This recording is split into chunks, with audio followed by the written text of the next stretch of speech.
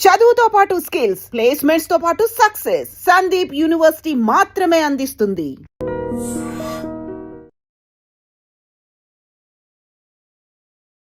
Hi hello నమస్తే welcome back to iDream media. ప్రతి ఒక్కరికి కూడా వాళ్ళు సంపాదించే మనీని మేనేజ్ చేసుకోవడం అంటే అది ఆల్రెడీ తెలుసు అనుకుంటారు. బట్ చాలా మందికి తెలియదు. దీనికి రీజన్ ఏంటి అంటే ఒక్కసారి నెల అయిపోయేటప్పటికి మన దగ్గర ఎంత డబ్బులు మిగిలాయి, ఒక సంవత్సరం అయ్యేటప్పటికి మన దగ్గర ఎంత డబ్బులు మిగిలాయి అనేది ఒక్కసారి మీరు గుర్తు తెచ్చుకున్నట్లయితే దాని యొక్క ఇంపార్టెన్స్ మీకు అర్థమవుతుంది. ఇలాంటివి కాస్త అర్థమయ్యే విధంగా చెప్పడానికి మనకి ఫైనాన్షియల్ అనలిస్టులు కొన్ని రూల్స్ చెప్తా ఉంటారు. ఈ 15-20 రూల్ అని, లేదంటే 15-15-15 రూల్ అని, ఇలాంటి కొన్ని కేస్ స్టడీస్ చెప్తూ ఉంటారు. ఈ ఫార్ములాలో మీరు ఇన్వెస్ట్ చేసినా, సేవ్ చేసినా మీకు డబ్బులు కనిపిస్తాయి. అవి మీరు ఎలాగైనా యూజ్ చేసుకోవచ్చు అని. సో, ఇలాంటి ఒక కేస్ స్టడీ నిజంగానే వర్కౌట్ అవుతుందా అనేది ఈ రోజు ఎపిసోడ్‌లో చాలా క్లియర్‌గా తెలుసుకుందాం. ఇది మనకు తెలియజేయబోతున్నారు ఫైనాన్షియల్ అనలిస్ట్ అయిన మన రేవంత్ చలమల గారు. సార్‌తో మాట్లాడదాం. నమస్కారం సార్. నమస్తే అండి.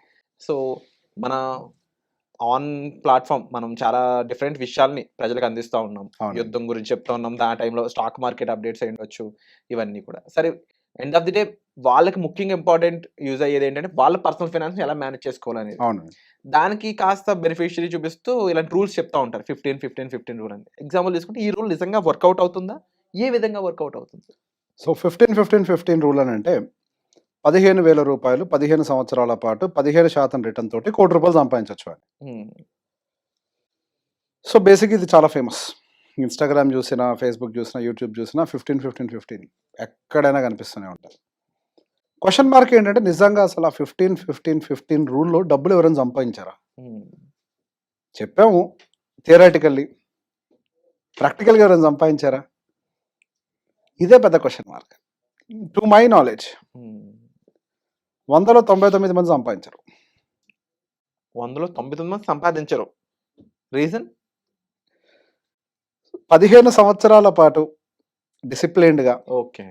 ఒక్క ఎస్ఐపి కూడా మిస్ కాకుండా హ్మ్. 15,000 మార్కెట్ వాలటాలిటీ, మార్కెట్ డౌన్ టర్న్స్‌తో సంబంధం లేకుండా, పర్సనల్‌గా వచ్చే అవసరాలకి సంబంధం లేకుండా 15 ఏళ్ళు నిజంగా కంటిన్యూ చేసేవాళ్ళు ఎంతమంది? హ్మ్. అది ప్రశ్న. Consistency. Consistency. 15% 15 years. 15% returns possible. కానీ 15 ఇయర్స్ పాటు కంటిన్యూ చేయడం సాధ్యం అవుద్దా లేదా? హ్మ్. సో బేసిక్‌గా ప్రాక్టికల్ కేస్‌లో ₹15,000 15 సంవత్సరాల పాటు కంటిన్యూ చేయడం it is possible. Hmm. But we don't do it. We are self destroy our wealth. మార్కెట్‌లో ఎస్ఐపి స్టార్ట్ చేసిన తర్వాత market all of the sudden down టర్న్స్‌కి మారుతాయి. We have a goal. 15 సంవత్సరాలు ఇంత డబ్బు సంపాదించాలి అని. మార్కెట్‌లో ఒక్కసారి వీక్ కాగానే వి స్టాప్ అవర్ ఎస్ఐపిస్. హ్మ్. గోల్డ్ పరిగెడుతుంది అనగానే will go and buy gold again. ఏది పరిగెడుతుంటే దాని వెనకాల పరిగెట్టడమే మనకు అలవాటు. డిసిప్లైన్డ్‌గా నేను ఒక రూల్ పెట్టుకున్నాను. ఈ రూల్‌తో నేను పని చేస్తాను. ఇండియా సేవింగ్స్ యావరేజ్ గమనిస్తే ప్రపంచ యావరేజ్ సేవింగ్స్ రేషియోతో కంపేర్ చేస్తే our Indian savings ratio is very high. But Indians are very poor. India ఇంకా పేద దేశమే. దానికి గల కారణం ఏంటి? డిసిప్లిన్. సరైన రూట్లో ఇన్వెస్ట్ చేయకపోవటం, పేషెన్స్ లేకపోవటం, త్వరగా ఒకదాన్ని జడ్జ్ చేసేయటం. We love judging. మనుషులనైనా ఇన్వెస్ట్మెంట్ టూల్స్నైనా త్వరగా జడ్జ్ చేస్తాం. ఒక రూల్ అనుకున్న ఆ రూల్తో పాటు ఫాలో అవ్వాలని చెప్పేసి మనకి ఎప్పుడు ఆ కోరిక ఉండదు. We just disturb our investments. అంటే మధ్యలో అవసరం వచ్చిందనో, లేదంటే గ్రీడ్, కొంతమందికి నాకే మొత్తం ఈ టైంలో ఎందుకు ఉంచడం అని, ఇంకొక పక్క పానిక్. సో, ఇవన్నీ కూడా రీజన్స్. ఎగ్జాక్ట్లీ అండి. ఇప్పుడు అవసరం వచ్చింది అని అంటున్నారు. డబ్బులు భవిష్యత్తు కోసం దాచుకున్న డబ్బులు బయటికి తీసాము అని అంటే డెఫినెట్గా దానికి ఒక సాలిడ్ రీజన్ ఉండాలి. అది ఒక హెల్త్ రిలేటెడ్ ఇష్యూ అయి ఉండాలి. హెల్త్ రిలేటెడ్ ఇష్యూకి మీరు ఏం చేసుకుని ఉండాలి ముందే? ఇన్సూరెన్స్ తీసుకున్నాను. అది తీసుకోలేదు అంటే దాని మీనింగ్ ఏంటి? డిసిప్లిన్ లేదు. హ్మ్. అంతే కదా? లేదా మనిషికి ఏదైనా జరుగుండి ఉండాలి. అప్పుడు ఏం తీసుకొని ఉండాలి? Term insurance. ఎందుకు తీసుకోలేదు? డిసిప్లిన్ లేదు. అదేంటి అది తీసుకోకపోతే డిసిప్లిన్ అంటే లేనట్టే. You are not protecting your wealth. You are not protecting your family with uncertain events. మరి డిసిప్లిన్ లేనట్టే కదా అది. సరే ఆ 2 కేసెస్‌లో కొంతవరకు ఎగ్జామ్టెడ్ అనుకొని వదిలేసినా గానీ ఎమోషన్స్ తోటి ఇన్వెస్ట్మెంట్స్‌ని పాడు చేసే వాళ్ళ సంఖ్య ఎక్కువ మన భారతదేశంలో. నీ ఎమోషన్స్ నీ భవిష్యత్తుని కంప్లీట్‌గా పాడు చేస్తాయి. ఇంకోటి మాట్లాడతా, ఇంకో యాంగిల్. సరే నిజంగానే నేను డిసిప్లిన్డ్‌గా చేస్తాను. నేను అట్లా డిసిప్లిన్డ్‌గా చేస్తే నా లైఫ్‌లో ప్రాబ్లమ్స్ లేకుండా ఉండగలుగుతాను అని అంటే 100% మీరు అంత డిసిప్లిన్గా పనిచేసిన ప్రాబ్లమ్స్లోనే ల్యాండ్ అవుతారు మళ్ళీ. ఎందుకు?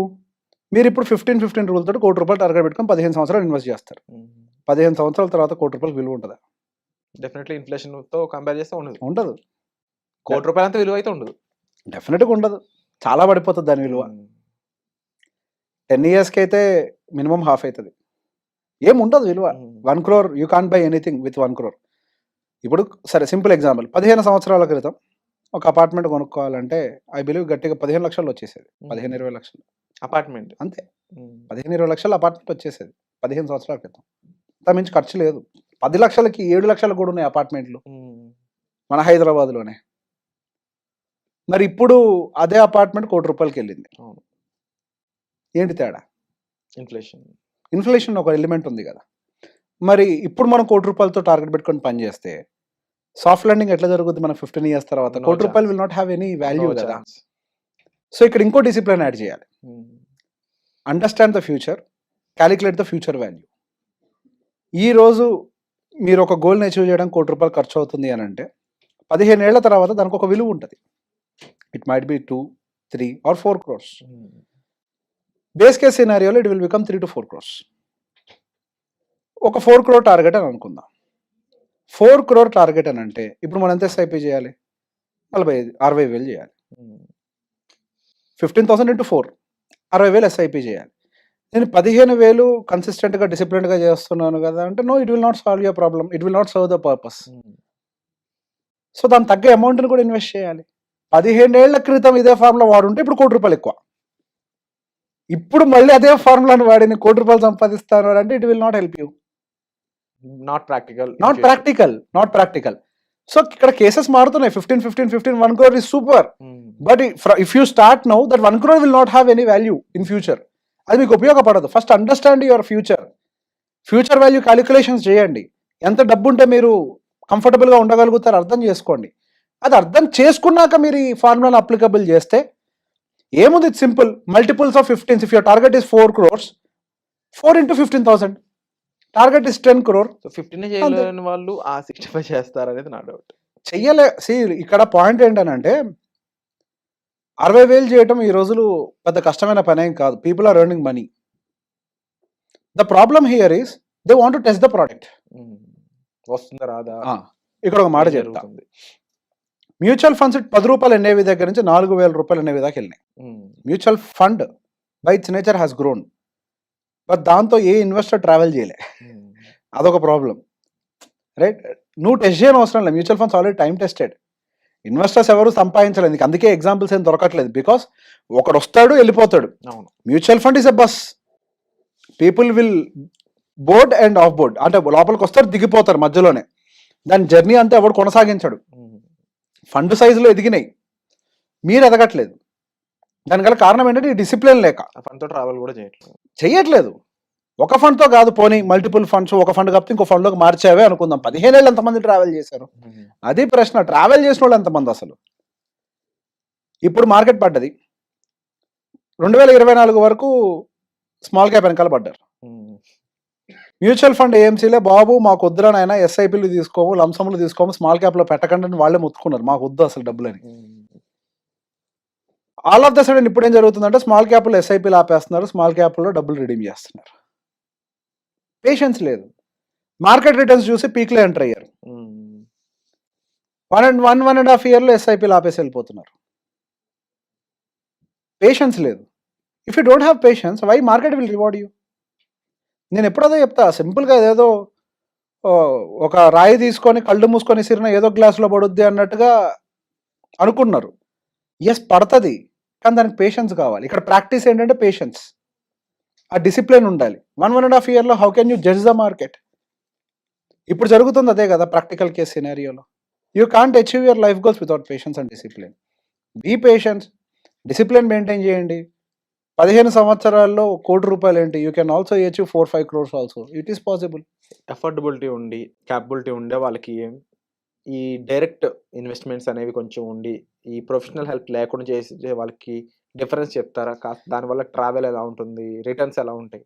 సో బేసిక్గా డైరెక్ట్ చేయడం తప్పు కాదు, రెగ్యులర్ చేయడం తప్పు కాదు. ప్రతి ప్రోడక్ట్కి ఒక పర్పస్ ఉంది. If you have good knowledge, మీకు మార్కెట్ సైకిల్స్ తెలుసు, ఏ టైంలో స్మాల్ క్యాప్ పెట్టాలి, ఏ టైంలో మిడ్ క్యాప్, ఏ టైంలో large cap, you know, do direct, save your expense ratio. నాకు అది తెలియదు. అన్నిటికంటే ఇంపార్టెంట్, అసలు నాకు డిసిప్లిన్గా నడవాలి. ఇప్పుడు ఒక్కరిని ట్రావెల్ చేయడం కష్టం, దూరం. ఇంకొకటి జత కలిస్తే, కొంచెం లాంగ్ వెళ్ళొచ్చు. ఇంకొకరు కలిస్తే, ఇంకొకరు కలిస్తే, బాగా long. డిస్టెన్స్ బాగా, అది ఇట్స్ అ టీమ్ ఎఫర్ట్. ఇక్కడ ఏమవుతుంది, మీ జీవితంలో సమస్య వస్తే అది మీకు ఎమోషనల్ అవుతుంది. ఒకరితో కలిసి ట్రావెల్ చేస్తే అవతలడికి అది ప్రొఫెషన్ కాబట్టి అది లాజిక్ అవుతుంది. మీరు ఎమోషనల్గా తప్పు నిర్ణయాలు తీసుకోవచ్చు. బట్ మీతో ట్రావెల్ చేసేవాళ్ళు బయట నుంచి దాన్ని అన్ని వైపుల నుంచి చూసే ప్రయత్నం చేస్తారు కాబట్టి, బయట వాళ్ళంటే ఎవరు పడితే వాళ్ళు కాదు, ప్రొఫెషనల్స్. ప్రొఫెషనల్స్ అంటే ఒక పీక్ టైంలో, ఎమర్జెన్సీ టైంలో అమౌంట్ తీయకుండానే ఆపగలరా? ఎలా డిపెండ్స్ ఆపగలరు? అపాన్. ఇప్పుడు మీరు ఇల్లు కొనుక్కోండి, మీరు అమ్మాయి చదువు కోసం డబ్బులు పెడుతున్నారండి, మధ్యలో అవుట్ ఆఫ్ ఎమోషన్ మీరు ఏదైనా ల్యాండ్ కొనాలనుకుంటున్నారు, మంచి డీల్ వచ్చిందని, your child education target is 1 crore అనుకుందాం. మీరేం చేస్తున్నారు, ఆల్ ఆఫ్ ద సడన్ ఏదో ల్యాండ్ డీల్ వచ్చింది, ఒక 50 లక్షలు ఇప్పుడు దాకా అక్యుములేట్ అయినాయి కదా, మళ్ళీ స్టార్ట్ చేద్దాం అమ్మాయి చదువుకి, ముందు 50 లక్షలు తీసి భూమి మీద పెడదాం అనుకుంటారు. మీ అమ్మాయి చదువులకు 10 సంవత్సరాల టైం ఉంది, ఇప్పటికే ఒక 6 సంవత్సరాలు గడిపేశారని అనుకుందాం, 6 years ఎంత గడిపేశారని అనుకుందాం, లేదా 5 years గడిపారు అనుకుందాం. మీరేమనుకుంటారు, ఇంకా 5 ఏళ్ళ టైం ఉంది కదా, లెట్స్ డూ ఇట్ అని అనుకుంటారు. కానీ ఇక్కడ మేమేం చేయగలుగుతామని అంటే, ఈ 50 లక్షలకు రావడానికి మీకు 5 ఏళ్ళు పట్టింది, ఇప్పుడు ల్యాండ్ కొంటారు, దట్స్ గుడ్. ల్యాండ్ కొన్న తర్వాత అనుకోని పరిస్థితుల వల్ల మీకు ఉద్యోగం పోయినా, లేదా అనుకున్నట్టుగా జరిగి మీరు ₹1 అక్యుములేట్ చేయకపోయినా మీకు ల్యాండ్ ఉంటుంది, కానీ మీ అమ్మాయికి భవిష్యత్తు ఉంటుంది. Which is more important, land or the girls education? ఆ అమ్మాయి ఎడ్యుకేషన్ కదా ప్రియారిటీ. ల్యాండ్ ఎందుకు కొంటున్నారు, అమ్మాయి భవిష్యత్తు కోసం అని కదా, అమ్మాయికి తోడు ఉంటుందని. అసలు ఆ అమ్మాయికి భవిష్యత్తు ఉంటే కదా తోడు ఉండాలో లేదు తెలిసేది. కంపేర్ టు ల్యాండ్, ఈ ఎంఎఫ్ లో వచ్చే రిటర్న్ కానీ లేదంటే అది బెటర్ ఉంటుంది అంటారా? 100%. Sir, returns are definitely better in mutual funds, there is no doubt. When compare to land, lands ఎంత ఇస్తాయండి? 10%. మెట్రోపాలిటన్ సిటీ అయితే 12%. మ్యూచువల్ ఫండ్స్ అయితే మనం 12% వర్కౌట్ అవుతుంది కదా, 12+. మనం బేస్ కేసు చెప్తున్నాం, 12% అయితే మ్యూచువల్ ఫండ్ వర్కౌట్ అవుతుంది కదా. The point here is not about return, liquidity. ఇప్పుడు త్వరగా డబ్బులు తీయచ్చు, లిక్విడిటీ అన్నారు. మ్యూచువల్ ఫండ్స్ నేను ఒకటి విన్నాను, నిజంగా అది వర్కౌట్ అవ్వలేదు, మిమ్మల్ని అడుగుతాను. మ్యూచువల్ ఫండ్స్ ఇన్వెస్ట్ చేస్తున్నాము, ఒక 1-2 years అయింది, లేదంటే 4 years డౌన్ ది లైన్ తర్వాత మనకు చిన్న ఎమర్జెన్సీ వచ్చింది, ఆ టైంలో అమౌంట్ తీసేప్పుడు దానికి అగైనెస్ట్ లోన్ తీసుకోవచ్చు అంటున్నారు. How much it work? So that depends upon the type of emergency and the current financial condition. If it is health, there is no option, you have to sell if needed. అమ్మేయాలి. ప్రాణం మీదకి వస్తే డబ్బులు important కాదు కదా, ప్రాణాన్ని కాపాడుకోవడం ఎక్కువ ఇంపార్టెంట్. అసలు first when you travel with mutual fund distributor, they will understand your financial situation. Health insurance లేకపోతే they will try to first address your health insurance related issues. సరిపడా ఉందా లేదా, లేదా ఏదైనా పెంచుకోవాల్సిన అవసరం ఉందా, ఫస్ట్ దే విల్ అండర్స్టాండ్. తీయాల్సిన పరిస్థితి దాకా నెట్టుకోబడదు. మనం తీయాల్సిన పరిస్థితి ఎప్పుడు ట్రిగర్ అవుతుంది, ప్లాన్ లేకపోతే, మనం దాన్ని అంచనా వేయకపోతే. సహజంగా జీవితంలో జరిగే అన్ఫోర్సిన్ సిచ్యువేషన్స్ ఏంటి, హాస్పిటలైజేషన్. అంతకు మించి ఇంకో జీవితంలో లేదు, హాస్పిటలైజేషన్. సో వాటికి alternative definitely you should have plan it before కదా. అవును. ఉద్యోగం పోయింది, యాక్సిడెంట్ అయింది, మన చేతుల్లో లేదు, ఉద్యోగం పోద్ది, యాక్సిడెంట్ అయితే యూ కాంట్ వర్క్ కదా. మరి మీ దగ్గర 2-3 సంవత్సరాలకు సరిపడా డబ్బులు పక్కన పెట్టుకోవాలని ముందు నుంచి చెప్తున్నాం కదా, అంటిల్ యూ గెట్ రికవర్డ్. ఆ తర్వాత మళ్ళీ జాబ్లో జాయిన్ అవుతారు, బట్ అప్పటిదాకా డబ్బులు ఉండాలని చెప్తున్నాం కదా. సో ఇవన్నీ అడ్రస్ చేయడానికి మేము ఉపయోగపడతాం, whether we are doing it in a disciplined manner or not. The biggest challenge is not having discipline in investment. అది ఎవరికైనా అదే ప్రాబ్లం. ఇప్పుడు నా విషయంలో అయినా నా ఓన్ ఫైనాన్షియల్ చూసుకున్నప్పుడు నాకు ఎమోషన్స్ వస్తాయి. అట్ ద సేమ్ టైం లోపల ఉన్నాడు, అరే నువ్వు ఒక ఫైనాన్షియల్ మేనేజర్ లాగా ఆలోచించు, నువ్వు పర్సనల్ లెవెల్లో ఆలోచిస్తున్నావు, నాకు నేను సర్దు చెప్పుకొని ఐ విల్ రీకరెక్ట్ ఇట్ అగైన్. ఎవరికైనా వస్తుంది ఎమోషన్, మనిషికి సహజంగా వచ్చేది అదే.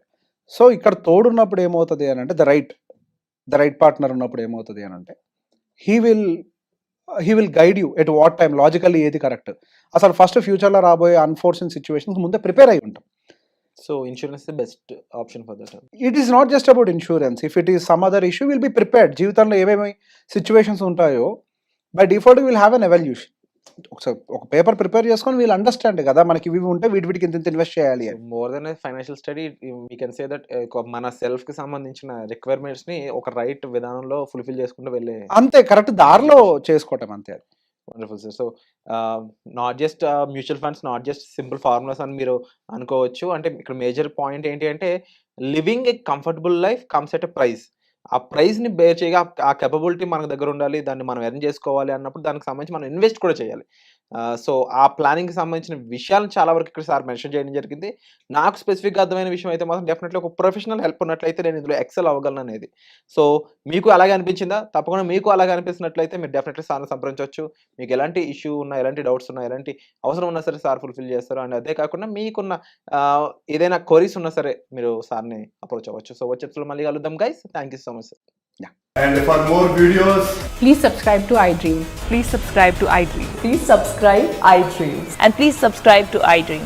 For more videos, subscribe to iDream. please like, share and subscribe to the channel. Congratulations, iDream. subscribe to iDream. Subscribe to iDream. So subscribe to iDream Media. iDream ki iDream team అందరికి huge congratulations. Please subscribe iDream Media. Please subscribe to iDream. Subscribe iDream. Please subscribe to iDream. iDream అంటే నా కళల channel subscribe చేసుకున్న నోరు తిరుగుతలేదు, మీరైతే గంట గుర్తు కొట్టు. For more such videos, please subscribe to iDream. Subscribe to iDream. Please subscribe to iDream. Please subscribe iDream Media. Please do subscribe to iDream. Please subscribe to iDream Media. For best entertainment and information, please subscribe iDream. And don't forget to subscribe to iDream.